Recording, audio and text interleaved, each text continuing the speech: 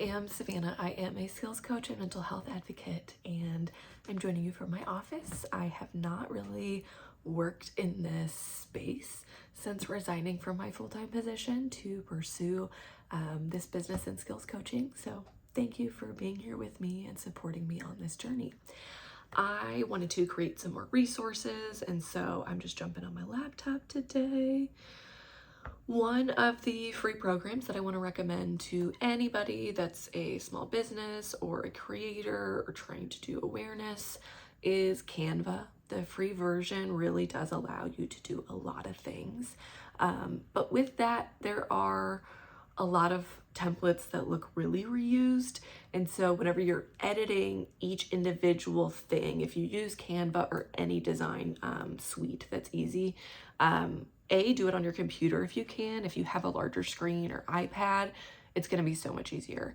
But secondly, if you are doing creative work, try to get a color scheme that's either branded or just change. So you just want to switch up the tone of the image as well as the little elements within the image. So maybe like the outline of what they have together, but you probably want to delete all of the little, say, stockings and snowflakes and search your own graphics to fill in their other generated stickers that you can mix up. So you want to be your own artist within those templates. Don't take them as is, get a little bit more creative with it.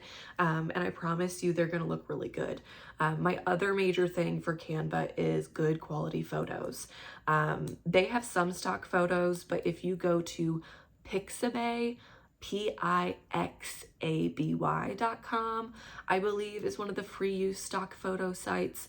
Another website that you can find free use photos to use for your designs is Unsplash, UNSPLASH.com. So Pixabay and Unsplash are also really great options if you just need photos.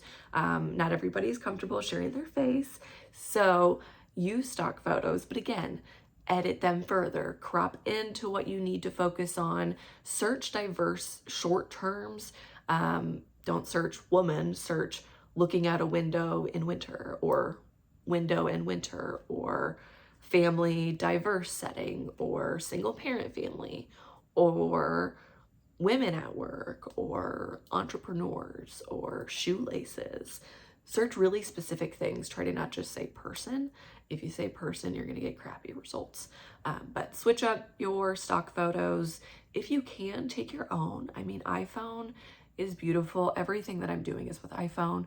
I know I need to invest in a mic, and I will do that, but I'm just too busy researching and developing resources that I have not looked at the very thorough recommendation of mic I should buy from another creator. So I want to thank them for sending me that. But again, this is kind of the ADHD and autism that I know that a better mic would improve this, but I am too goal or social justice oriented that I just want to create a lot more of this stuff to provide before I'm sending you to my website. If you do go to my website, savslifeskills.com, S-A-V as in Victor, S, Savs, LIFESKILLS.com. That is a tough one to spell. savslifeskills.com. You will find a free download for light sensitivity. And what that talks about is a little bit of things you can do in your own environments versus what you can do socially or when you're out and about. I want to make a lot more things like that, but I'm curious what you enjoy more of. Do you like or want more interactive content that's helpful or good to bookmark and reference? Or would you rather it just be bullet point, couple quick, direct ways, practical things that you can try to do without having to read into it or add your own notes? I am all for investing in the journey. Clearly, as a skills coach, I am meeting with people to help them do a lot of different things, to help people identify their goals, to identify their strengths. One of the workshops and sessions that I'll be opening up here soon is going to be about sensory sensitivities, that we have to acknowledge them. And for me, I have always been super sensitive and emotional, but in postpartum, my sensitivities changed, and in some spaces they amplified. In others, I have more tolerance, but definitely have the switch of some things are just out of this world. So sensory experiences, understanding and giving yourself the roadmap, I guess, to your own, I call it like our visceral reactions, just to what your body is moving towards or what your body is moving away from. There's a lot more science behind that, but the simple truth is you have to slow down, which is really hard. And then secondly, tune in to your breathing. For me, it's like my hands are really, really tense. So I like the fidget rings so that I can not squeeze my hands as tightly. I also tap a lot, and just, I do a lot of things, but what I've noticed is I do them a lot more, or even more intense, in a way that hurts my body more long term, whenever I'm more stressed out. So with that being said, oh my gosh, we gotta stretch a lot. So if you're not stretching, stretch some more. And if you've never done it, put your arm out to the side as straight as you can, and put one finger down at a time. Oh yeah. Now I feel this down my entire hand and up my arm, but it's really awesome if you're on your device a lot. Oh, it hurts. But this should tell you need to do a little bit better.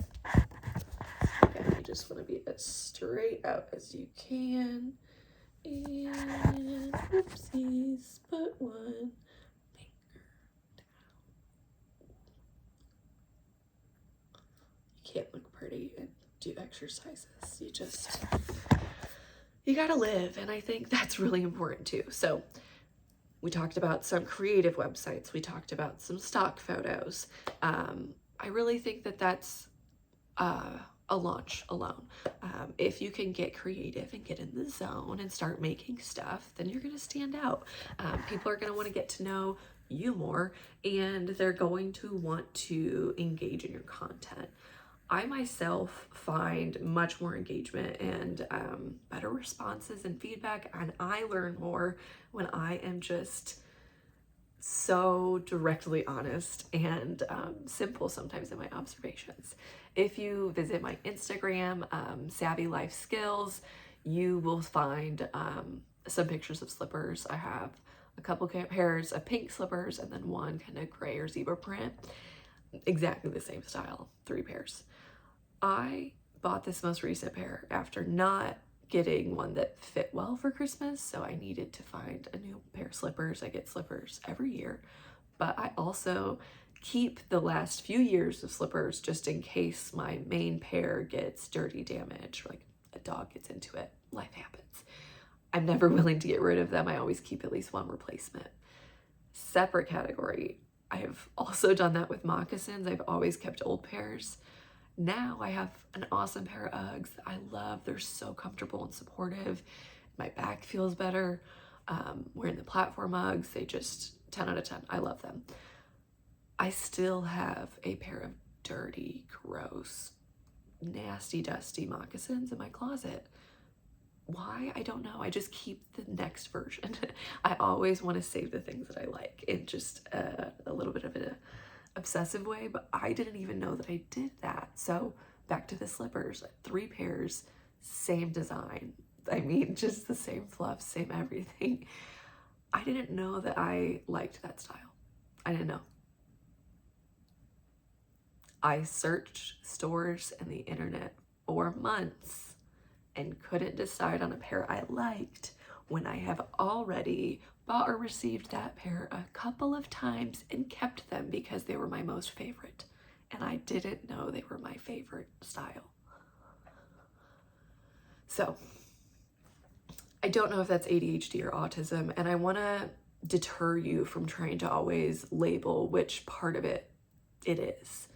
It's neurodivergence. If you've identified that you are ADHD or autistic and you are neurodivergent in some other way, there's other things that can happen that might put you in a space where you don't feel like everybody else, or you don't relate to your peers or what people should be doing. I'm connecting a lot with the chronic health community or chronic pain because I know ADHD and autism overlap so significantly with people who are dealing with pain and are often shut in or shut out. Like, I just want to call that out, that people are not being listened to, but we just don't see the depth of the human experience is just not there. I am showing you so much of my home and myself, but you don't know barely anything about me. In some ways, you know more about me than my family, but in other ways, you know such a small piece of my life. And so I want you to remember that with the internet, that as much as I can give or provide, that my life is much more vast, diverse, difficult, exciting. It's so much more than I could ever record, and I'm not going to record my whole life. I'm here with a purpose. I want to raise education on autism and ADHD in general. I want to help women and girls identify their neurodivergence. I don't personally care if you are self-actualized or diagnosed or in the process of being diagnosed. If you need help, start getting it. You don't have to have a diagnosis to meet with a therapist that's familiar in those areas. You don't have to have a diagnosis to meet with a ADHD coach, or in my case, a skills coach, a little bit more broadly focused on life skills. For me, I'm trying to fill the gap in what services are available. There's a lot of services to families, specifically children, but there's not a ton for women, and especially women going through different life changes, whatever your age may be, whether you're moving out and getting married, huge transition, or having a baby like I was a year ago, huge transition, or me right now starting a career change and just embracing yourself and being free of expectation. For me, this is a chance to be more honest with myself than I have ever been, because I never really even stopped to ask. I rushed through life so quickly, graduating college at 20. I started my career immediately. I spent nearly a decade working in a nonprofit serving victims, and the whole time I was doing really good for everybody else, but I really wasn't doing enough for myself. And I talked about earlier a little bit in a past video that I started taking better care of myself when I wanted to get pregnant, when I wanted to be a mom. I always wanted to be a mom, but when it was like a pressing, urgent matter, I was able to focus on it. And, you know, we started drinking more water, and I didn't drink coffee until 4 p.m. anymore. And I started trying to eat breakfast, lunch, and dinner, which I still struggle with. It's almost 11.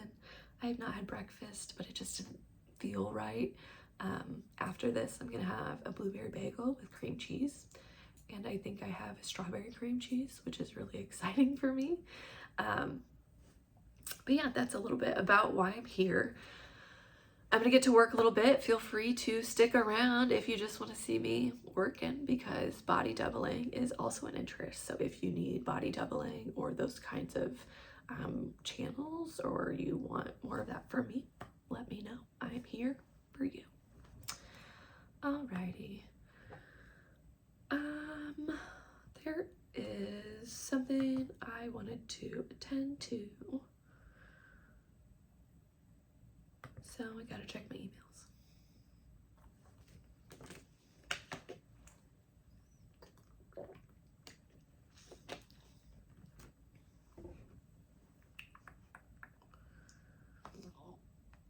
Alrighty.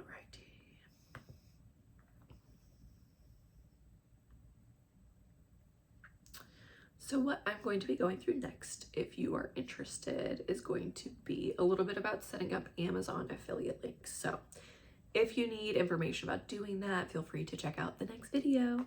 Thank you so much. Sorry, I didn't keep you around for the working period. Felt a little weird. So body doubling, probably not my interest. But there are other people that do a lot of that and offer it for free on YouTube. So check them out and like and subscribe to them. And if you'd be, you know, a friend, maybe like and subscribe to my channel too. Bye.